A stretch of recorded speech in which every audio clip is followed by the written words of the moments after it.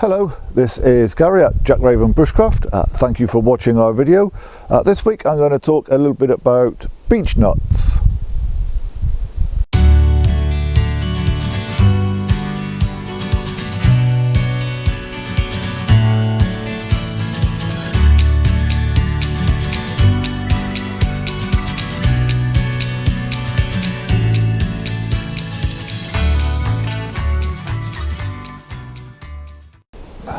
I have a beech behind me here. Beech is one of my favourite species of tree. I do like them, and this one is a fairly typical example of its kind. Now, before I talk about the beech nuts themselves, I just want to mention as a reminder, beech has a nickname of the Widowmaker, and it has this name because it will drop limbs. And I'm not just talking about the little twigs on the ends here, I'm talking about whole limbs that can come down, and it would often do it without any particular warning. So my advice would always be, don't camp underneath a beech tree. So beech produce nuts, and these nuts are edible, so this is useful for us in bushcraft or in foraging indeed. The husks look like this. I'll do a couple of close-up shots in a little bit and add those in so you can get a closer view of them. But so we have a number of husks that look somewhat like this, and then I've got a few more in my pocket here.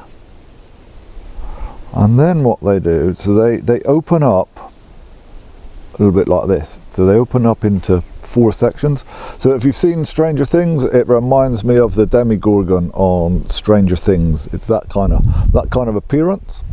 And then inside each of these we get these nuts. So they're these 3-sided nuts, and you get 2 of them in each of these husks. So every year the tree will produce the husks, and every year there will be a nut of some description inside it. And I say some description here because they will always look like this, but they don't always have anything in them. So sometimes it is literally just skin. Now, what the thinking behind this is, we think that what happens is the tree, if the tree for instance produced the same quantity of nuts every year, the number of animals that would want to predate it would match. We would have an equilibrium. Whereas if the tree puts out lots of nuts one year and then none the next year, well, the things that would want to eat those nuts aren't going to be able to. There aren't so many of them around, so their numbers will decline. So the number of animals that are likely to predate these nuts will drop. Now, beech will do this for a few years in a row. So there'll be husks, there'll be nuts, but there will be no flesh inside them. And then we'll have what's known as a mast year, when we have this just real glut of beech nuts. So there'll be, from a tree this size, tens of thousands of them will drop down. So the interesting part about it is, at least to the best of my knowledge, we are not able to predict when we're likely to have a mast year. But all of the beech trees in a single woodland will coordinate and do it at the same time, which is just crazy. It is, it's just kind of mind-blowing, really, how trees are able to communicate amongst themselves in this way, to be able to coordinate it. So yeah, it's one of the many things that I find fascinating about trees. So on those years when we do have a mast year, when there is an abundance of them, as I say, we can eat them. We can eat the masts on it, the nuts on it. There is a caveat that goes with it that says don't eat in large quantities.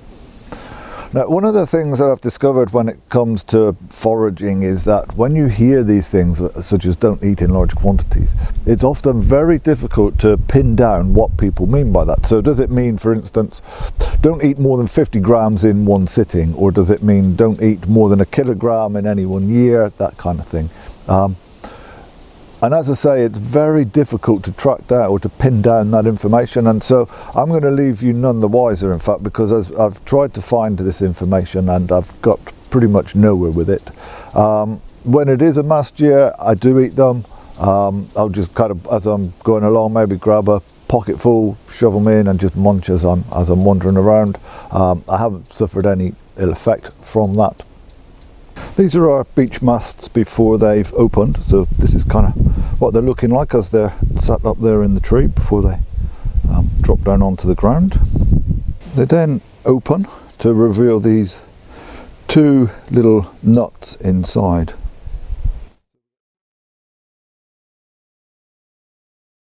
We do have plenty of the husks up in the trees right now. They're there in the thousands. The ones that have landed onto the ground thus far that I've looked at, they've had the nut inside, but there's been no flesh in them. They've been entirely empty.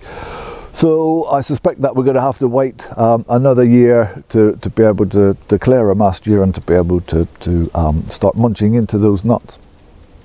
So I hope you found that useful. I hope that it's something that it's some knowledge you can take with you on your bushcraft and foraging adventures. We would hope to get some more content out next week. So if you haven't yet subscribed to our YouTube channel or our blog, then please do so. Make sure you don't miss out on anything moving forward. In the meantime, stay safe, take care.